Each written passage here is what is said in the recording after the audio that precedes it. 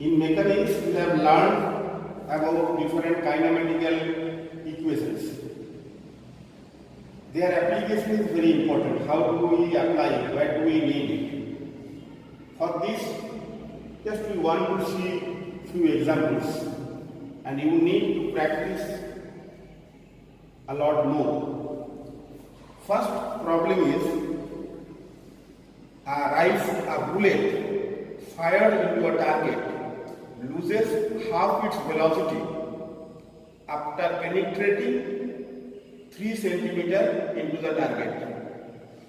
How much further will it penetrate given retardation to penetration is uniform? So let us see. This is the target. A bullet is striking the target with a velocity of u say, and it is given that after penetrating 3 centimeter, it loses half its velocity, so its velocity becomes u by 2. And what we have considered is after penetrating another 8 centimeter into the target, it stops. That means then its velocity will be 0, we know. Because the bullet will stop when its final velocity will be 0. So that's what it is written. Let the bullet strike the target with a velocity u, and after penetrating 3 centimeter into the target, its velocity becomes u by 2. That is what is given. And let us consider that uniform retardation to penetration will be J. So in the first part, we can apply the equation v square is equal to u square minus 2as. For the symbols, they are having their conventional meanings. So here v is equal to u by 2. U by 2 whole square is equal to u square minus 2a into 3, because penetrating 3 centimeter its velocity becomes half. So from here I can get a is equal to u square by 8. In the second part, we can see that the initial velocity is u by 2, and we have considered that penetrating 8 centimeter into the target, it stops. So again I am applying this equation, v square is equal to u square minus 2as. Here final velocity v is 0, initial velocity is u by 2, because for this part u by 2 is the initial velocity, u by 2 whole square minus 2 into a we have got from the previous one, u square by 8 into x. So u square by 4 into x is equal to u square by 4, therefore x is equal to 1. What is x? X is the distance through which the bullet will penetrate after 3 centimeters. So we have got the answer, that is what was required. Therefore we can write the bullet will penetrate through another 1 centimeter into the target. So here we can see how we are applying a kinematical equation to solve a numerical. This is the first one. Next, let us go to another problem. This problem is given like this. A cat, here is a cat, seeing a rat at a distance of 15 meters from it, started chasing it. The cat was moving with a uniform acceleration of 2 meters per second square, and it started from rest. And the rat was moving with a uniform velocity of 14 meters per second. The question is, when and where the cat catches the rat? So here in the diagram I have tried to show the cat to be here at the point A, the rat is at the point B, this distance is given to be 15 meter, it is starting from rest, so u is equal to 0, it is moving with uniform acceleration 2 meters per second square, and this rat is moving with a uniform velocity of 14 meters per second.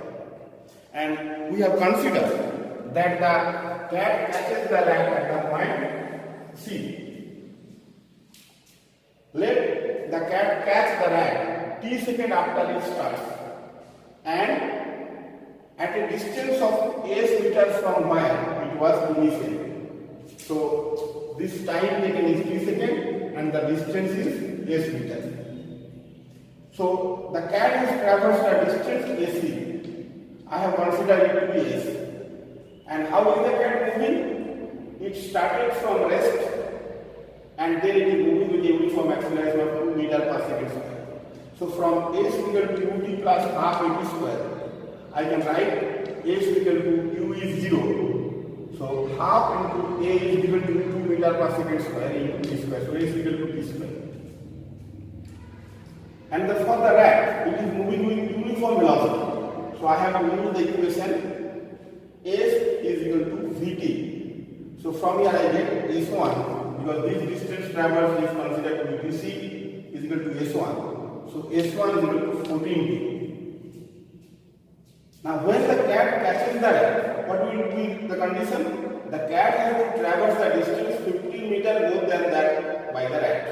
So I can write S is equal to S1 plus 15. That is t square is equal to 14t plus 15. So I have got a quadratic equation t square minus 14t minus 15 is equal to 0. And solving the quadratic equation I get t minus 15 into t plus 1 is equal to 0. But t cannot be negative, so t plus 1 is not equal to 0. So t minus 15 is equal to 0, therefore t is equal to 50. So I have got that the cat will catch the rat 15 seconds after it started chasing it, and it will catch the rat at a distance of t square meter. So it is 15 square meter, which is equal to 225 meter away from where it started. So that's a good application of another kinematical equation. Equating, we can solve this type of problem as well. Next problem that is vertical. Its rate like this. A point is moving with uniform acceleration. In the 11th second of its journey, it traverses 760 centimeters, and in 15 seconds it traverses 960 centimeters. Find the distance covered by it in 20 seconds. So we should understand the problem properly, that it is given that a particle or the point starts its motion with some initial velocity. Let us consider that the initial velocity is 2 centimeters per second. And then it is moving with a uniform acceleration of a centimeter per second square say. It is given in the 11th second it traverses 720 centimeters, and in 15 seconds it traverses 960 centimeters. We have been asked to find out the distance covered by it in 20 seconds. So to calculate the distance traversed by 20 seconds, what we need to know the relation S equal to ut plus half ut square. We have to find out S. U and A are not known. So these two conditions are given. We know the distance traversed by any particle in ts sphere of its motion is st, that is equal to u plus half a into 2t minus 1. From this relation, for 11 seconds I can write 720 is equal to u plus half into a into 2 into 11 minus 1. That is 720 is equal to u plus 21 by 2 into a. I have considered this equation number 1. And for 15 seconds, it is given 960 is equal to u plus half a into 2 into 15 minus 1. Therefore, 960 is equal to u plus 29 by 2 into a.